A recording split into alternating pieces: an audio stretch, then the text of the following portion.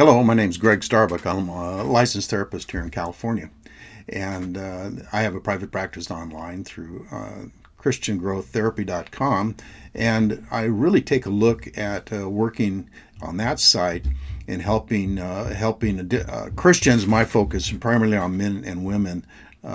Christians, adults who are looking to grow in some area. Maybe they're struggling from some of the chains of the past and those kinds of struggles. And I work with those folks to help them kind of get that figured out and move forward. But this venue are just what I call things to talk about. They're topics that of interest to those in this profession or this part of healthcare. Or maybe just a general interest for those in psychology, looking or considering anyway this industry maybe to work in after maybe their education is completed or whatever. But I pick topics that I've come across over the years, either in my hospital work, clinical work, or in my private practice for many years. Of course, now everything's online, but one of the most fascinating I guess diagnosis that I work with, which was not rare in the day. It just had not had too much, I guess, exposure in a way. And this was mostly my work with county work and with kids, young kids, who were struggling to attach in the foster care system or adoption, and just were not getting the attachments.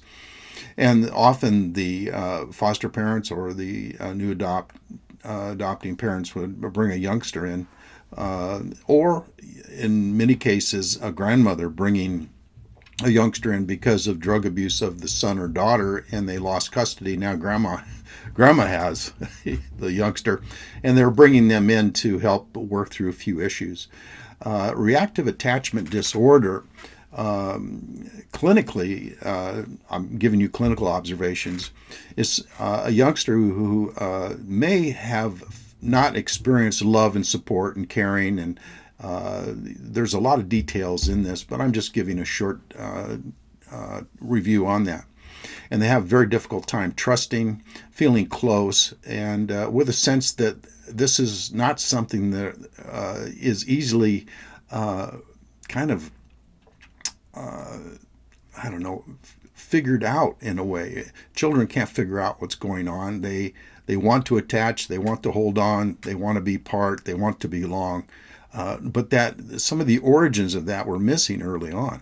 Now this could be out of in my work there, out of the parents with drug or alcohol histories, not connected with their kids early, but also it would show up in from my practice. Now others may not agree, which is fine, right? In the area of hospitalizations, and it's not that the staff weren't great or wonderful, and it wasn't that the parent was intentionally absent. It's just that they could not be there.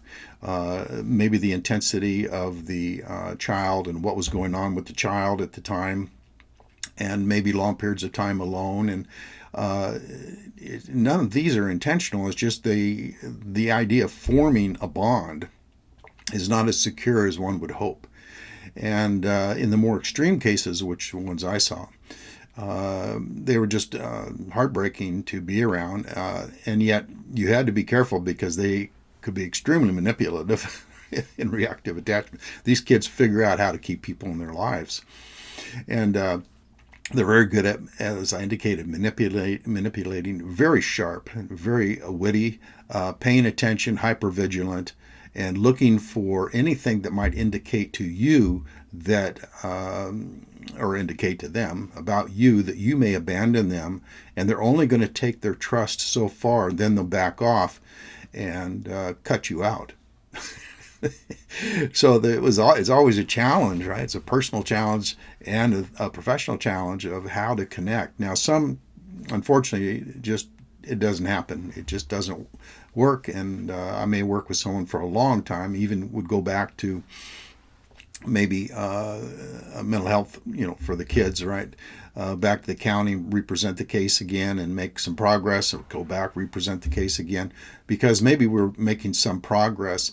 And my only hope, and I've got a lot of those kids still in my head, from those early days, kind of wondering how they turned out, and hopefully they turned out pretty good. But in my experience, my clinical experience is that many of them later on in life became what is called borderline personality disorder. Now, some may agree or disagree with that, but that was my clinical experience. And as a Christian, I prayed. I prayed, Lord, help me with this. And the Lord would just step in and kind of take care of it, because there's no way I'm going to understand what they're experiencing, those little youngsters, right? I'm not going to understand what they're experiencing. And they will kind of let you know that. I work with one little 6-year-old. We were doing some play therapy in a sandbox with with the all the little dolls and all of that. Not necessarily my specialty, but I admire those that can do it. I really do. But I'm on the floor, and I've got this youngster, and 6 years old, right? And they've got all these little little figurines and stuff that are provided, and in the sandbox, this little 6-year-old took every one of them and buried every one of them. And I'm watching and going in amazement. I said, "What are you doing? What?" And she sort of just tilted back and looked down, and she said, "They're all dead. They're just not part of my life." Oh my gosh! And she looked at me and smiled, and she was just being forthwith. Developed a great working relationship with her, and we had many good sessions over a long period of time. But nevertheless, I have no idea how she turned out in life. I still remember their names, and I'm tempted at times to kind of look them up, but can't really do that. But reactive attachment disorder is a painful, struggling type of diagnosis to work with, and there have been people that have gone to extremes to try to work with it, and I admire them. And they're a tough one for foster care, and they could be a tough one for adoption.